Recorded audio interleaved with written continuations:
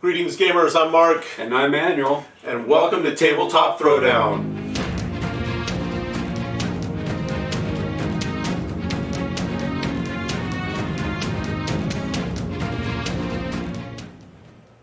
Manuel, how you doing, buddy? I'm doing great. How are you doing? Excited to be here.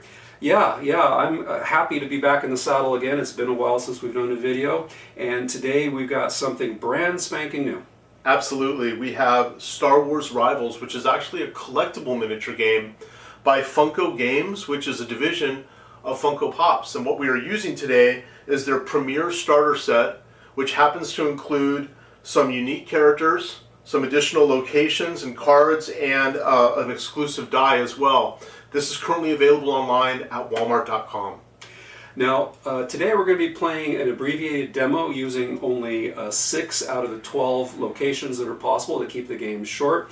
We're not going to be going deep into the rules. If you'd like to see a great video on the rules, the explanation of the rule set, Paula over at Good Time Society has done a great video on that. Check out the link in the description down below. Yes, she has. Thank you, Manuel. And if you are ready to just dive right into the gameplay, let's get started. Let's go.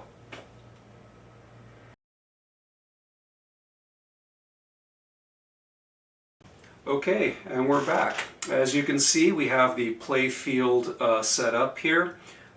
We have our 6 locations of 12 possible. We're only going to be using 6 in this game. In a full game you'd be using 12, but we have our 6 locations here.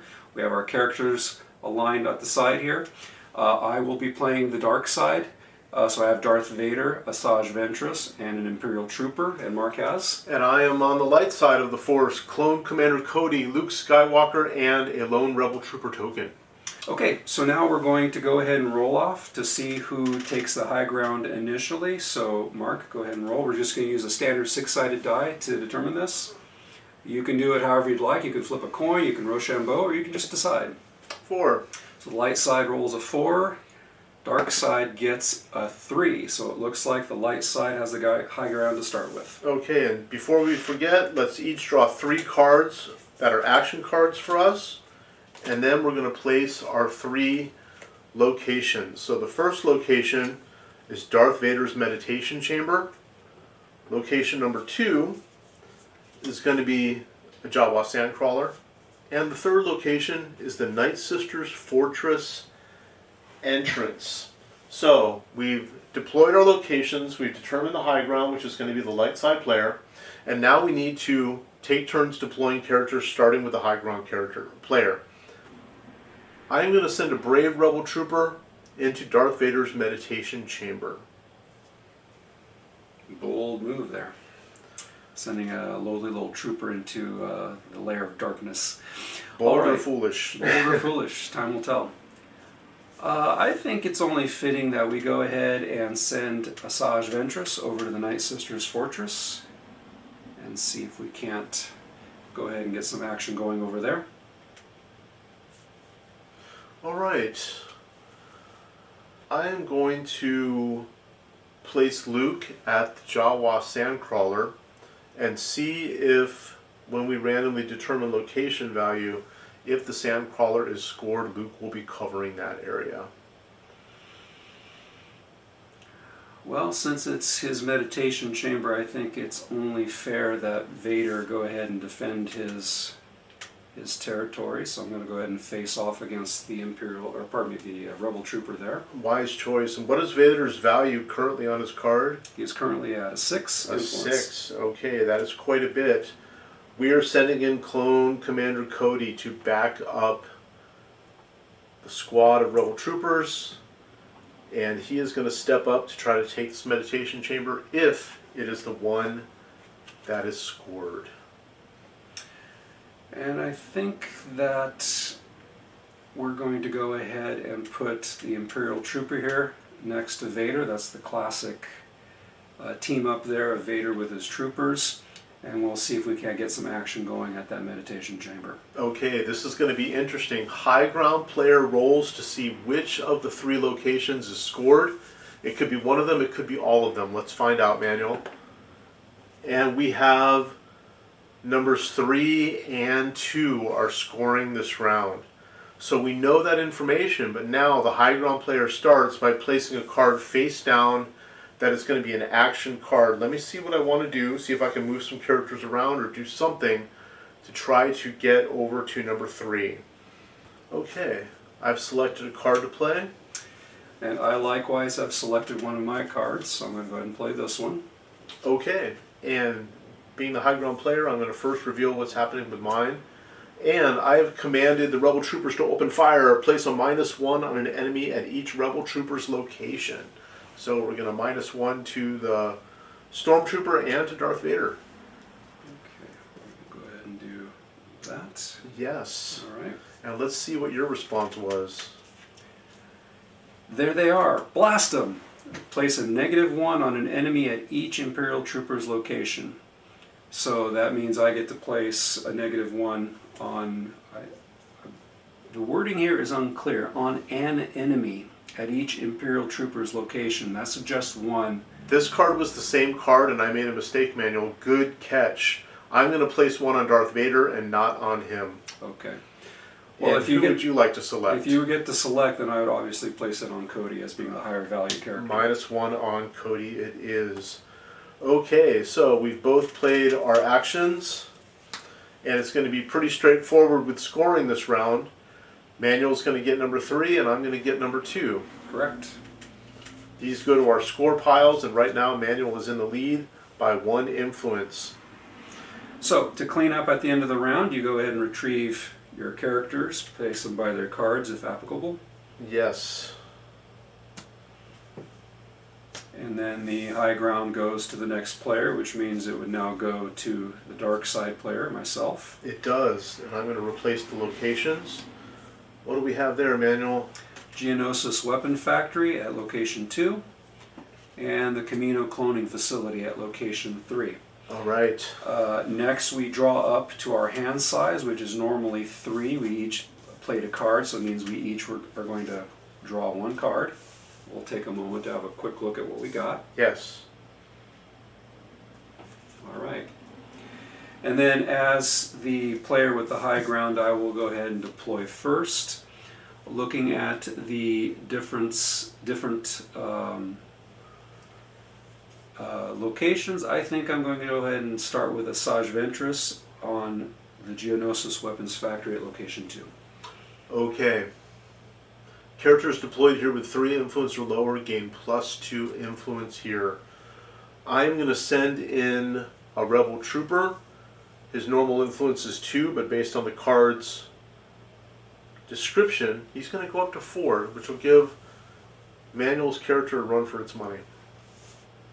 Okay. I'm going to go ahead and take Darth Vader and place him on the Camino Cloning Facility. See if I can't get some action going there. Nicely done, and I am going to take a chance and bring Clone Commander Cody over to the meditation chamber, because if it's scored, he will remove that -1 modifier on his card, which would make me very happy. Cool. And I think what I'm going to do next is I'm going to go ahead and play the Imperial Trooper next to Darth Vader, the same usual lineup, the classic lineup. The classic lineup. Luke does not have enough influence to take that card, even just with Vader, let alone backed up by his stormtroopers. So he is going to jump over to the weapon factory and give this a little boost just in case it's needed. And let's see what cards we play after we determine what's scoring. So now we go ahead and roll the die to see which locations are scored. It could be 1, 2, or all 3, depending on the roll. And according to this, the chevron, the gold chevron, means the highest point locations, which in this case happens to be the Geonosis Factory and the Camino Cloning Facility. So 2 and 3 are going to be scored. Both going to score, yes. Right. All right. And now we each select a card to play, starting with the high ground character, myself. Okay, I've decided I'm going to play this card. And I'm going to respond by playing this card face down. Alright, so as the high ground player, I will reveal my card first. This one's kind of an interesting one, a tricky one, called I Am Worthy, As You Shall See. You may discard another Ventress card from your hand. If you do, double Ventress's influence this round. So she'll go to a 6. Plus she started out actually at 5 because she was a 3, 4, 5. And then the card will double her influence. So either a 6 or a 10 depending on how you interpret that. Let's take a look and see.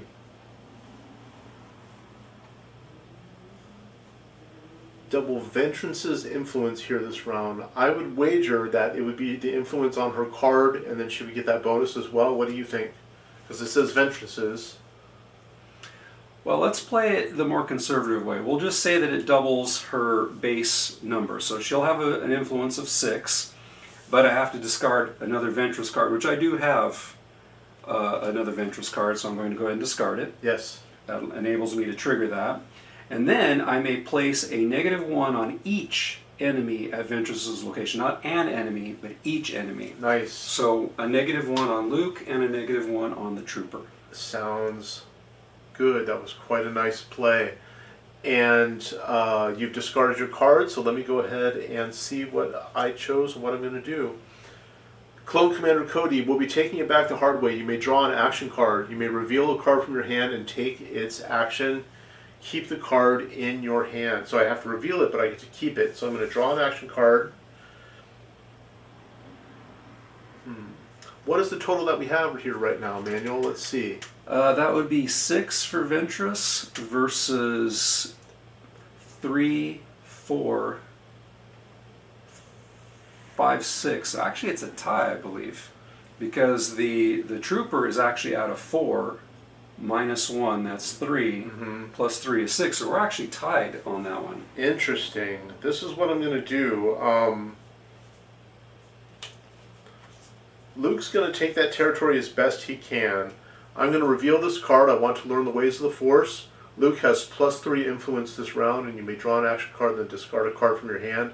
I'm going to pass on may draw because I'm running low, but Luke is going to get +3 on that dial there.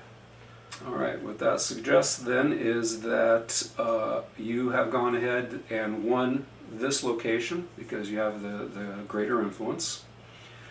Number 3 here, of course, I've won because I am uncontested on that one, so I'll be taking that one. And then we go ahead and do our cleanup. Okay, that was a good round. Very interesting round.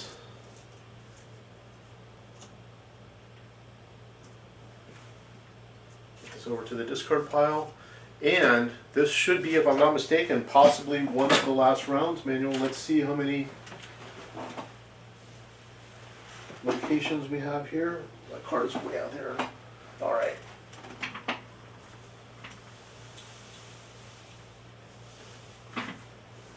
Okay. Alrighty, let's go ahead. We only have one location left because we're out of locations. We're only using 6 for this game, so that's the Yavin 4 Rebel base. Area 3 will be unused. And per the rules, because we have less than 3 locations, that means this is going to be the last round. Both of them will be scored. Excellent. We are going to draw back up to our hand limit. In my case, I need to draw 2 cards. I am already at my hand limit, so I cannot draw. Alright, so as the high ground, Mark gets to deploy first. If we had 3 locations, I would probably remove a character and put him in the Bacta tank. That would get rid of his minus influence and bring him back at the end of the round. But I don't want to lose a character's actions for this round. So I'm going to start by taking this poor Rebel Trooper and make you worry about claiming this 3-pointer here, because Rebel Trooper worth 1 influence is dispatched. I see. Well, strategically speaking, I know that we're going to be scoring both of these, so now we have to decide what can we do to try to really lock in our chances at any given location. So I'm going to go ahead and put Darth Vader at the Yavin 4 Rebel base, It's got a higher point value, so I really want to score that one. And he's my heavy hitter, so I'm going to go ahead and do that. Okay. I'm actually going to place Luke also over here at the meditation chamber. Interesting. So I think that we'll go ahead and back up Vader with a Sage Ventress over here. She's my second heaviest hitter. So I'm hoping to go ahead and put in a lot of power there. Okay. Clone Commander Cody is ordered with a value of 4 to go and explore the Yavin 4 Rebel base. So he is going to head over in that direction. And then last but not least, I know the Trooper's not going to be able to do much of anything by himself, but he's, the sacrificial cannon fodder. We're going to go ahead and put him over there on Darth Vader's meditation chamber and see if maybe some quirk of the cards will help pull it out of the fire. You have the high ground, yes? I have the high ground, okay. Yes. Okay, all right. Next we look at our cards and go ahead and select one to play.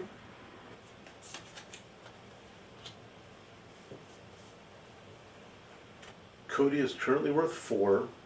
Darth is worth 5, and it looks like we have a 3 value for the other character there. I am going to play this card. Okay, here we go, folks. This is literally for all the marbles, as they say. It is. So I'm going to go ahead and play my card as a high ground character. Card is called Your Powers Are Weak, Old Man. Your opponent must discard their hand. For each character on cards discarded this way, place a -1 on that character. So for instance, if Mark has a Commander Cody card, he has to discard it and place a -1 on Commander Cody.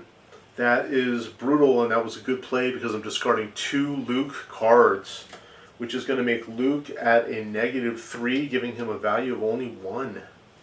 Interesting. Interesting. That's a massively powerful card. We've run into that one before. Yes, Wow. it is. Okay, so Mark, what did Mark play? A big gun doesn't make a big man. Place -3 on an enemy at Cody's location if that enemy's influence is currently higher than Cody's. So I'm going to put -3 on Darth Vader because I have a 4 and you have a 5 at this point. And it's going to be 3 more down. Ordinarily, I would place 3. However, the location says whenever negative influence are placed on a character here, place 1 fewer. I did not catch that. Well done. Yes, that's only going to put 2 on there. So Darth will only take 2. Okay, that was a good move. And also, I have a mission option on this card. Score from hand, 5 points. If you score a location where the highest influence character is an enemy. So let's see how we score, Manuel. Where would you like to start? So let's go ahead and start over on this side on location number 1. I have a lowly Imperial Trooper with 2.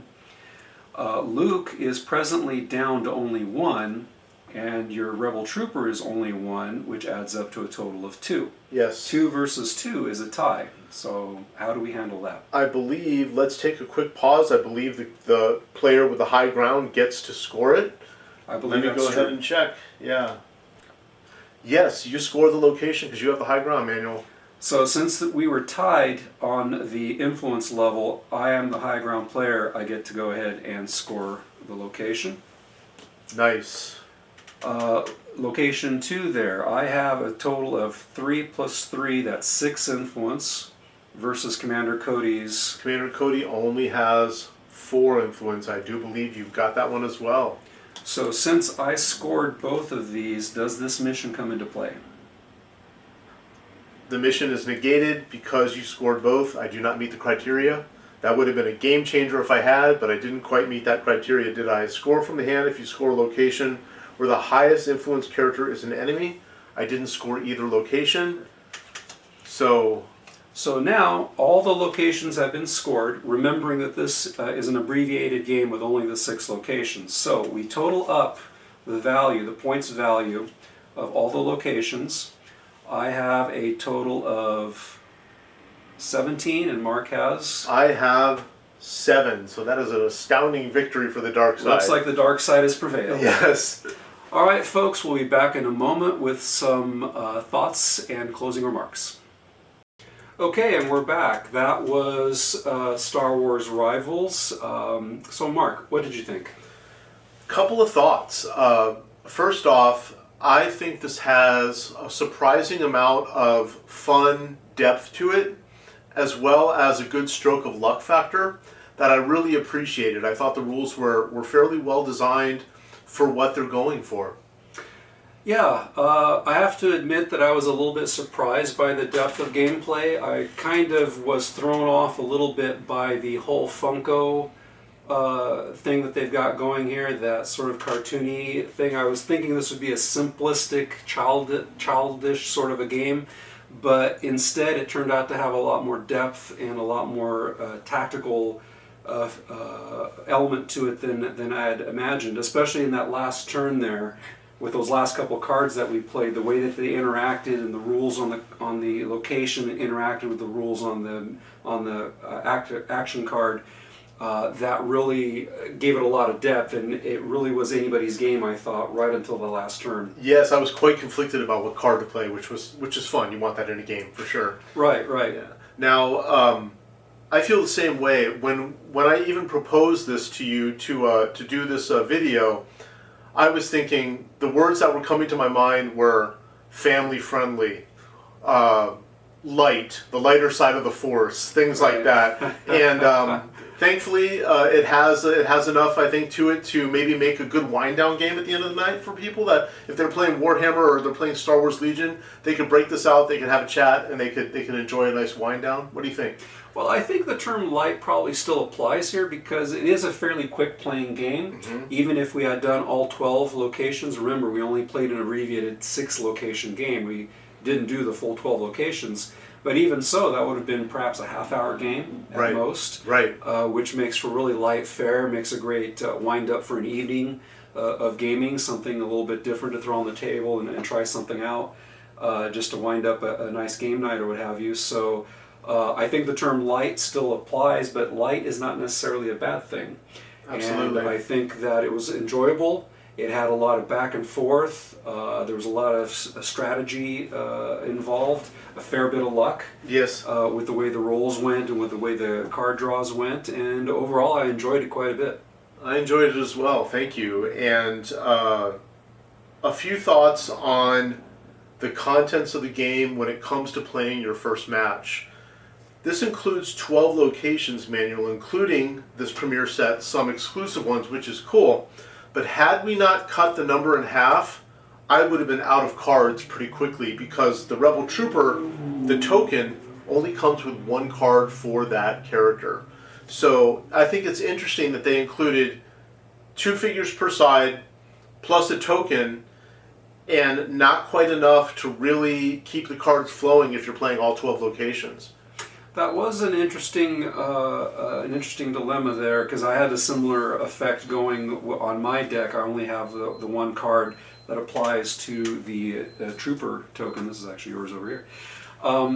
But having said that, there are boosters going to be dropping soon. There will be light side and dark side boosters. Right, and that's what they want you to do is buy some boosters, and of course we're going to. This is Star Wars, and they look really cool, and they're fun, and I can see kids and partners and families collecting these, putting them up on the shelf and taking them down to play the game. So the boosters are what? I think $4.99 is what they're going to be. They're not released at the time of this video, but they're coming out very soon. And you can choose between a light side or a dark side booster, which I think is helpful.